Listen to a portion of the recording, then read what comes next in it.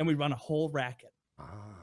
And then we end up in jail, and then we're on 60 days in, and we have to make up better paperwork so we don't get pulled. Dude, I watched 60 Days In with you. Was that last night? I think it was last night. That was last night. Yeah. I was expecting to watch that show. I'd never seen an episode before. And I was like, usually when I do gaming, I like to play for at least 4 hours. And I don't think I'll be on that long tonight. So I'm just going to watch 60 Days In. I watched almost 5 hours of 60 Days In.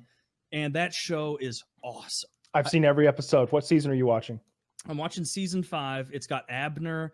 Abner's very cool. I like him, although it's episode 5 now. We watched 5 45-minute episodes last night, and it's getting to the point now where, like, episode 3 or so, he's Mr. So for people who haven't seen it, he's this Abner the Hispanic Chicano guy. Yeah. Yes. The Chicano guy. He used to be a Latin king, but now he's going in there pretending to be in the Chicano gang because apparently they're big rivals. And his story is, or basically for people who don't know, this story is you people sign up, you go into a prison for 60 days in, and they have a quote-unquote mission while they're in there, and these people do not fully comprehend that they're not necessary for any of these missions. This is a pretense for the show. And so, like, when they're getting interviewed, like, I mean, I'm really trying to complete the mission. It's like, dude, come on. We're in here to watch you get fucked with a little bit. But this Abner guy, he is talking up a big game. Like, I was in prison for X amount of years, and I was an enforcer for the Latin kings, and so I know exactly what's coming. And so early on, he's like yelling, threatening people. Then by episode like 3, 4, 5, the other prisoners start to figure out that, like, he'll yell at you about how he's an enforcer, and that's it. He'll, like, get right up in your face and be like, you touch my stuff and I'll beat your fucking ass, man. I've been around the block. You think I haven't? You think I wouldn't? And, like, get right up in the face, say I'm going to beat your ass. Nothing. And they're starting to figure him out. Oh, he beat that one child up, though. The one child? Well, I haven't gotten to that yet. You didn't see him bitch slap the guy yet? Oh, yeah, he, like, slapped a guy, but it wasn't a... He slapped the piss out of that kid. Oh, well, then I'm thinking of someone else then, because then it's episode 5, that hasn't happened yet. He hasn't open hand or fucked somebody yet. It was the kid who was, like, racially confused. Racially confused. He's, like, half black, half Hawaiian, and like, he wanted to, like, be able to hang out with the Mexicans and the blacks or something. No, we haven't hit that guy yet. The guy that... Okay. The guy I'm thinking about that he was gonna pop was this weird looking Dumbo ear motherfucker, little guy who was just first day in. They're like, "What are you in for?" And he's like, "I steal $600 of groceries." And they're like, "How'd you do that?" He's like, "I put $600 of groceries in a grocery cart and I try to push it out the store." They're like, "Oh," and he's like, "How far'd you get?" He's like, "Not even out of the store." And then immediately, like, Abner or someone asked him, they're like, "You know, you're a thief, man. You got something in your blood. You got a problem. Like, you're not stealing around here, are you?" And the guy's like, "No, I'm not stealing around here." The next scene, it's like Roberto's second hour in. He walks over to the head of the black gang and steals a Pepsi. And then it shows him, like, sitting there guzzling this Pepsi down.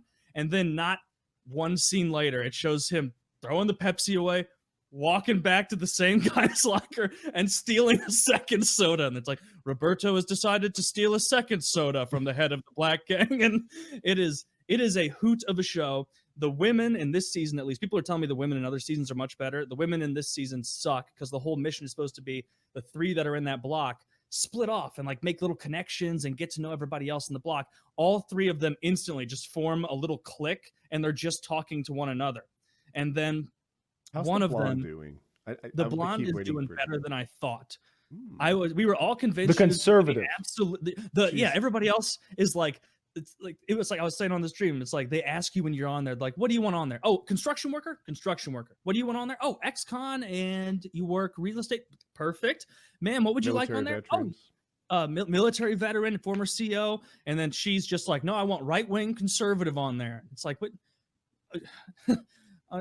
It doesn't, whatever. She did not say that. I guarantee it. They were like, let's call her a right-wing conservative. Everyone will hate her. Yeah, well, I was convinced she was going to do the worst, and then it ended up that the ringer from that season, Steve, who they built him up in the beginning. They're like, and then for our final ringer, because they have 6 people going in on their own, and then just in case those 6 people get compromised because of some sort of information leak, they have a ringer go in who's totally independent. The other 6 have no idea who this guy is. He's just blending in, and he is pumping his own tires. I'm a private investigator. I've been in lots of fights. I've seen things you wouldn't believe. I've done undercover work. I've done undercover work for organizations I But, can't like, even bad name for undercover you. work. Like, people shoot at me when I'm in the trees. Yes. Yeah, it's like, people shoot at me when I'm in trees. People, when they catch me tailing them, they'll rear end me. It's like, okay, so you're not a very good one. He gets one day in, he lays under a blanket, and then someone asks him, like, how long are you in for? He's like, I don't know, maybe like a couple of months. And then like the black guy walks over to the camera in the corner. He's like, shit, you on like 60 days in? it was day one. And the guy's like hiding under his cover, like, oh no, I've been here for 40 minutes and I'm already exposed. And then all of these inmates in there know that they're being recorded. And so two of these crazy people start talking about a way to get drugs in that they're clearly not actually using. And they're like, so what we do is we dip a birthday card in acid, and then we let it dry, and then we soak the birthday card in cologne, a couple sprays, so that when it's coming in the jail, they smell it, and they go, oh, this is just perfume. They don't know that it's just an enormous tab of acid, effectively. And this guy laying down is like, jackpot. And as if the problem in U.S. prisons is LSD. And so immediately, he's been in there for 1 hour, shows him like interviewing, and he's like, I found what I needed. I'm out of here. Day one. Yep. And the way you get out is you go, ooh, like you're supposed to walk up to the camera and be like, ooh, grabbing your shoulder. Ooh, my shoulders. Ugh. Ooh, whoa. Doing that. And by just a couple minutes in, he's walking around going, ooh, both of them now. Please, like walking up and he loses his mind to the point because they're not responding to him because they're like, bitch, this is a show. You're not actually on a mission. We need you to be entertaining in there. You're content. He walks over to the payphone, calls them, and is like, I've been doing the sign. Have you been missing my sign? Have you been missing it? They're like, just stay in there. We're not interested in LSD. You can find more stuff for us. And he's like, I'll tell you what. I'm making the sign again right now, and you're going to be in here in 10 minutes, or I'm going to stand on this table in the middle of this pod, and all of these motherfuckers are going to know what's going down. And immediately they're like, get Steve out of there. He's going to ruin the whole show. And so they just pull him out, and Steve's like, I thought they were going to put me on a different assignment because I discovered it so quickly. And then they just told me, you can't threaten us and expect to stay on the show. Do you know how hard it is to get kicked out of prison? And so that guy is lowest of the power ranking. Highest power ranking now is the black guy who's a cop, because he's already becoming a ranking member of the gang. Like, he's screaming at people, being very alpha. He's going overboard a little bit. Guy's jacked. Yeah, he looks good. And he's threatening. When somehow, maybe I saw his face or like collarbone up, and he looked pretty skinny, a little skinny to get by in prison. And then I saw him longer, and it was like, what the fuck? He could be a wide receiver or something. Like, he's a fit, big guy. So him and Abner are my two favorite ones so far from that season. But I got to watch more of this. It's cool. Yeah, I love the show. If you go back to, it might be season 2 and 3. They're in. I know one of the things they'll do is like season 1 and season 2 might both be in Indiana. I know the first season is Indiana. I don't know if they just go back to Indiana for the second season, but they go to Fulton County, Atlanta, Georgia at one point for two seasons, you know. Mm-hmm. And one guy, this white guy, he gets in so good with the prisoners, and the prisoners love him so much. They call him White Mike. White Mike. They're playing ball. He's like good at everything. He's an ex-Marine. He's like athletic, like playing basketball with all black guys, and he's holding his own, and he's just good at stuff. And he's friendly. People like him. He's in. And they get to the end of season 2 or season 3, whichever it is, and they go, so Mike, you did amazing. You did amazing. You found a lot of great intel. We got to ask you, though, would you like to do 60 more days? And he's like, I need to think about that. Yeah. The next day, he's like, you son of a bitch, I'm in. He was doing so well, he's in for 120. He does 120. And they earn $1,000 a day. Am I right on that? We've done a lot of research to determine what they get paid. It's impossible that it's $1,000 a day, though. If you look at the economics of an A&E show, like there's just not enough money involved for that to be profitable. With like, let's call it 8 contestants, $8,000 a day for 60 days. It's not going to work out. It's a lot of money. I think us doing math could be a new tentpole topic. It's $480,000, I think, just off the top of my There's no head. way But to know.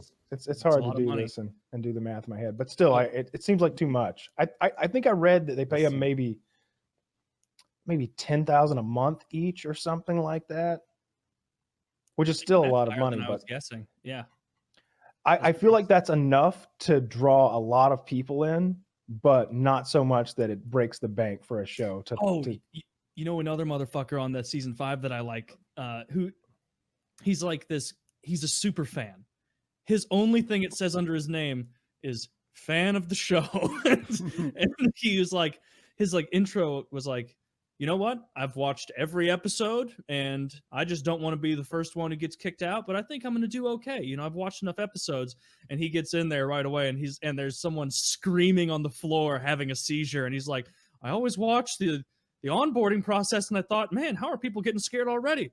I got to tell you, I'm very frightened. And I like this dude. Yeah, he's a likable guy. He's just a bit doughy, and you know his nips are always showing. But he does one thing in the I like middle him more. where every time it's like getting interviewed, he's like, I have no idea what's going on, and I don't know what I'm doing. Like he's very like upfront about it. Guy. I know He's a self-confidence like, in admitting. Yes, in the beginning. Oh, he's the preacher man, right? Yes, he's the one that like right in the middle of a big get together, he goes, Bible study. And That guy, he's walking around. that he's guy like, beta males his way to second in command, which is fitting as a beta. He gets to the point where he is number 2 of all the whites, and the leader of the whites has him as like his, I don't know, his commander or something. He's the one who like goes out and organizes. He's the one who delivers the orders. And obviously it's a very racially tense thing in there. So like the whites are probably more racist than any other race because they're often outnumbered. And well, in any case, They make up for it with aggression. not just that, they make up for it with overt racism. Whereas like the blacks aren't always talking about whitey, you know, but the whites seem to be awfully concerned with what the other races are up to. And so like the preacher man, who's the plant, will be talking with like the number 1 in command white guy, and he'll be dropping some N-bombs, and he'll be talking about like all sorts of things that I won't go into. And the preacher man just got to be like, yeah, that's how they are. There was something where it like showed him to like the preacher man talking to him, being like, yeah, okay, yeah. And then the guy walks around him, and the preacher man's the last one leaving the room, and he just looks up at the camera and goes, holy fuck. And he's like just all scared. But he basically like he was trying to call the Bible study, but like he was clearly trying to do it the way that he thinks prisoners walk. He was walking around going like, Bible study. Hey, y'all, Bible study down here. Nobody comes to his Bible study. He's sitting there by himself. He also made the mistake of white TV hour. Like they had they're apparently, like Kyle said, they have racial TVs, except the guy who was leading that block. Full House. I hope that's where this is going. The guy named Rocker, who's the black guy in charge. And this block, the black gang is the most powerful. I think it was the other block where it was the white gang that's the most powerful. So there are different dynamics there, but they're not interacting, obviously. And it's the white guy who looks like Lord Farquaad, the head of the whites, is like, hey, it's your day. You know, pick what's on TV, dude. Pick what you want. And the guy's like, I didn't know what to pick. I just didn't want to ruin white TV day, is what he said. and he goes, ESPN. And then everybody's going, oh, and he's like, but it's March Madness. What, you guys don't want to watch March Madness? And then they turn it on that. He sits down and looks away from the TV, and Rocker starts going, how are you going to put it on ESPN? You're not even watching the TV. Give me the remote. And he's like yelling. And this poor preacher guy is like alone in his little confessional later. And he's like, well, I ruined white TV day. Like, so that guy I like a lot. He's cool. Yeah. He's funny. After watching 6 seasons of that show, I think that's what it is. I feel infinitely better about how I handled myself in jail and in prison. Because some of these people are such pussies and such bitches and so socially retarded that it's just like, why would you say that? Why would you do that? Why would you stand there? Why are you sitting like that? What's wrong with you? Like, wait till you get to the season in Fulton County where they start thinking that one of the fellows is gay because he walks a little funny and he carries himself a little funny. It's a whole thing. It's a whole thing. Because like, if you were trans, like if you were a hot gay person in there, if you were attractive and like open to like servicing some men, that'd be okay. Nobody'd mind. They'd love that. Some of them in I bet. particular. But if you're just like a regular looking guy, if you look like one of us and you're just gay, that doesn't fly. That doesn't fly. Yeah, well, I mean, we're not hot enough to be gay. We all know that. Now, and also, Maybe if I and worked out in prison, I would be. We don't have right? the build for it, Woody.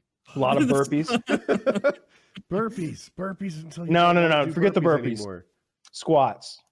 That's good thinking. That's what's going to serve you best as a Tighten prison shit up. bitch. Yeah, huh? Literally. Nice and firm back there. Hmm. That'd be funny to be a guy who ruins it immediately, where they're like talking to me. They're like, Taylor, you're going to go in, try and infiltrate the white gang, see how high up you can get. And as I'm going in, getting interviewed, I'm like, they told me to infiltrate the white gang. I don't think so. I don't think I'm going to do that. Just walk in and be like, hey, what's up, Holmes? It's me, Tito. And then immediately it's like, get him out of there. Get him out of there. It's like,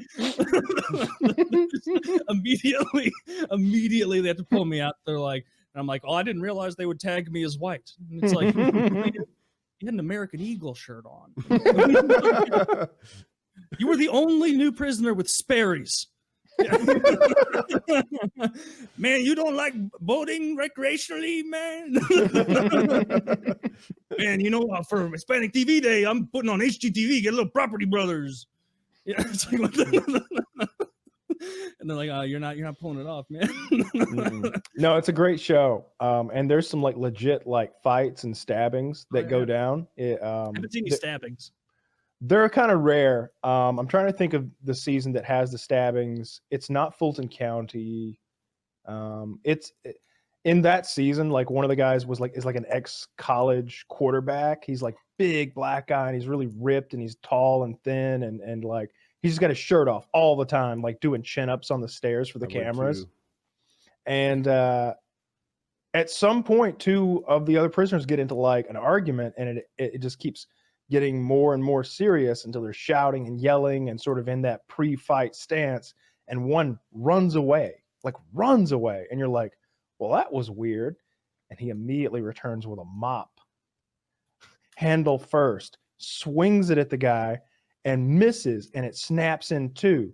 And instead of hanging on to the jagged handle, he drops that because the guy he swung at has pulled out a shank, or excuse me, a chink. And the guy starts stabbing the fuck out of him as fast as he can. All like the guy getting stabbed kind of goes in like for a takedown maybe, but that just opens the back of his head and his shoulders up to just and like the worst stab wound was actually his ear because ears bleed like crazy. And so there's just blood flowing everywhere. And oh yeah, he was fine.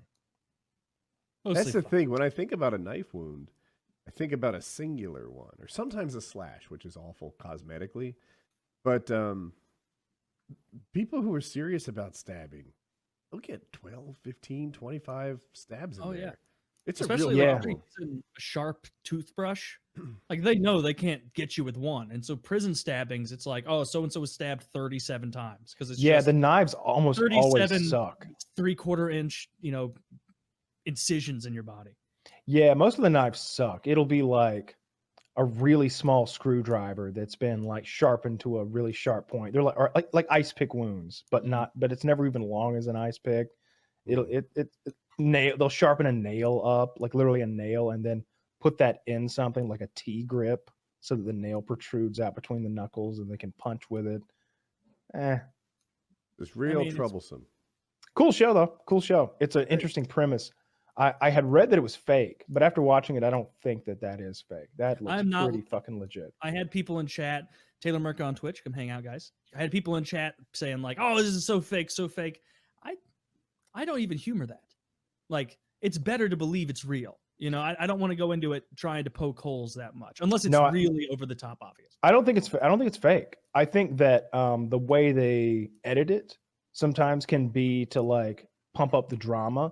Like maybe if something's happening and they go to like a close-up shot of someone for a reaction, maybe that reaction wasn't right at that moment. Yeah. Maybe they're not actually reacting that way to what happened. but that's just to like get a narrative going. Of course. But read- the actions that happen are real, and the prisoners are actually in there. So last night I was reading about that. What happened was Taylor asked if anyone ever died on the show, and it raised my curiosity. So I started looking at it, started reading all about the show, etc. Contestants have said that certain things are fake or misleading, and by that they mean that like look, they acted like I was in really hot water for this thing. I actually wasn't. Like they pumped some music in and made it seem like a bigger deal than it really was. They acted like the cause of my hot water was this thing. Like actually, they were mad about something else, and they just stringed together some misleading editing and to make it look like the anger was caused by that, or take a couple events and turn them into one bigger one with a longer yelling match. But all the footage is real. Better yet, it's edited but not scripted. I think that's the phrasing I'm looking for. Certainly so. Yeah. And so that definitely doesn't make it fake. But if you look at any other reality show like Survivor or Big Brother or anything like that, that's just fake as fuck. It's so fake. It's so fake. All of it's so fake. I haven't watched Survivor since. Yeah, I wonder what level fake it is. Like for example, do they choose who wins the competitions? Who gets voted off? Is that chosen by the producers or the contestants? Like, where is the fake begin and end? I would say that all of that is legit. Like the voting and the winners and stuff is legit, but the way that things are presented to us are completely different.